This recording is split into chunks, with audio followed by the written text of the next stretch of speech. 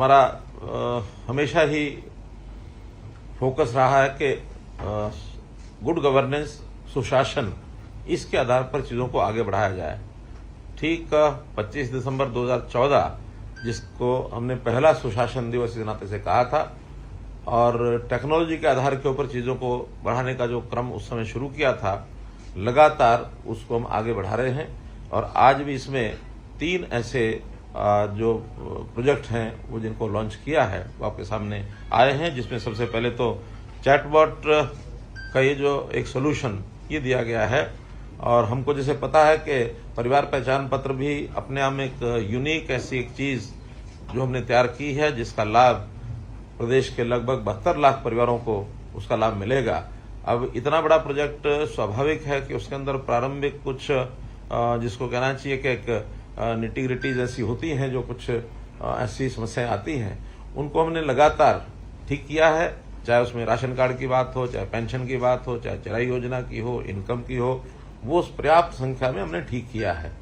क्योंकि अभी एक ऐसा फ्रेंडली एक पोर्टल बनना चाहिए जिससे किसी भी आदमी को कोई भी जानकारी अपनी लेनी है तो कहीं भी वो ले सकता है अपने मोबाइल से उसको खोल करके। और चैटबॉट का जैसे एक सिस्टम होता है, इसमें आर्टिफिशियल इंटेलिजेंस और मशीन लर्निंग, नेचुरल लैंग्वेज, ये जो सारे सिस्टम होते हैं ताकि हमारे बोलने से ही और वो उसकी आवाज़ को पहचान ले और पहचानने के बाद उसका उत्तर वहाँ से मिले। उत्तर भी देंगे ताऊ जी, तो उत्तर जो है हमको मिले। अब इसमें एकदम ये तो नहीं कहा जा सकता कि इसमें कोई गलती नहीं होगी, क्योंकि धीरे धीरे उस सिस्टम को अडेप्टिव होना पड़ता है। जिस आदमी को बोलना है उसकी भाषा, उसकी लैंग्वेज उसको, और ये सामान्यतः एक बार जो व्यक्ति अपना चैटबॉट बॉक्स खोलेगा और वही व्यक्ति बार बार पूछेगा तो उसके उत्तर ठीक आएंगे। लेकिन अगर एक ही चैट बॉक्स को मुझे लगता है अगर अलग अलग व्यक्ति जाके पूछेंगे तो लैंग्वेज की प्रॉब्लम कई बार आती है। अब ये प्रारंभिक चरण हैं, जो भी चीजें इसमें होंगी हमारे टेक्निकल लोग इस पर लगातार नजर रखेंगे।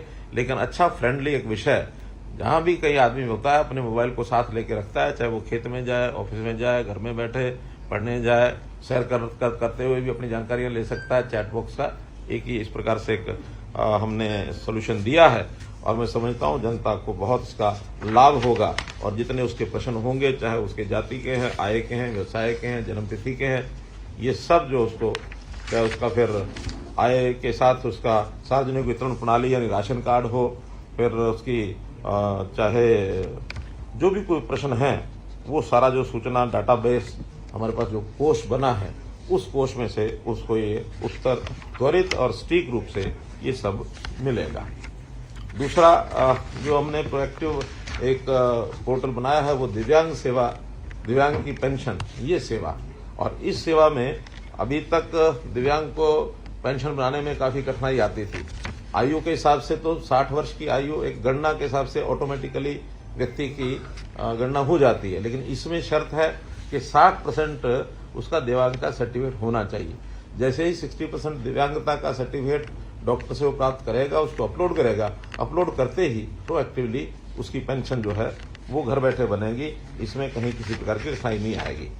और जो तीसरा एक पोर्टल है वो हमारे यानी जो जितने भी रेस्ट हाउसेज हैं, चाहे वो दिल्ली का हरियाणा भवन है, चाहे फिर हमारा गुड़गांव का पीडब्ल्यूडी रेस्ट हाउस है, या पंचकुला का पीडब्ल्यूडी रेस्ट हाउस है, और जितने हरियाणा के लगभग ये 45 के आसपास रेस्ट हाउसेज हैं।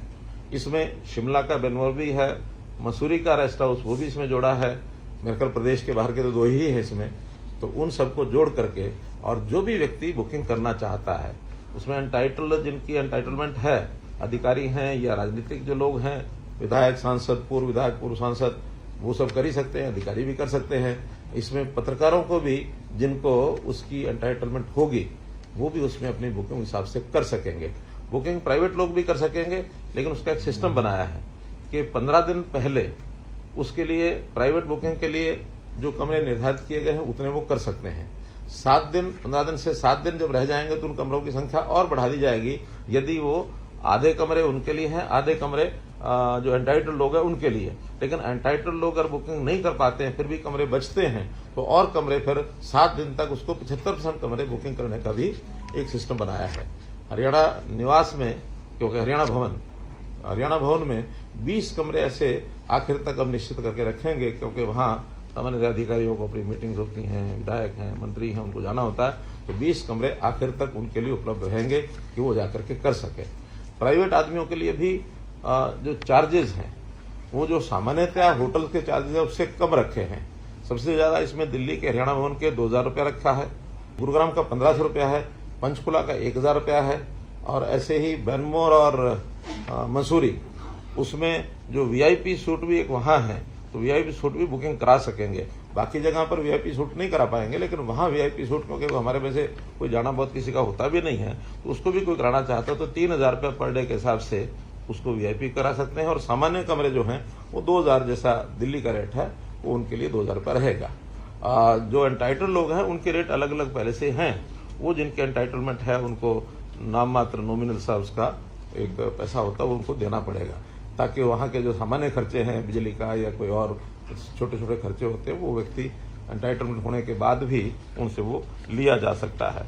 और इसकी बुकिंग ऑनलाइन पेमेंट यानी गेटवे आईडीबीआई बैंक के साथ उसको जोड़ा गया है, ताकि वो पेमेंट उसी समय बुक कराते समय वो करवा सकते हैं। रिफंड भी लेना हो तो 24 घंटे पहले, बुकिंग का जो दिन है उससे 24 घंटे पहले करवाना चाहें तो 20% की राशि कटवा करके वो पैसा वापस मिलेगा। लेकिन अगर केवल विदिन 24 घंटे आखिर में, उसमें कोई राशि रिफंड नहीं होगी।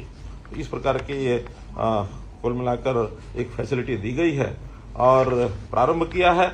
हो सकता है कि हमें महीना 2 महीने बाद इसमें से कुछ कठिनाइयां ध्यान में आएंगी, तो फिर हम सभी जो जनप्रतिनिधि अथवा अधिकारी बैठ करके विचार करेंगे, कुछ चेंजेस करनी होगी तो उस चेंजेस को भी हम कर सकेंगे।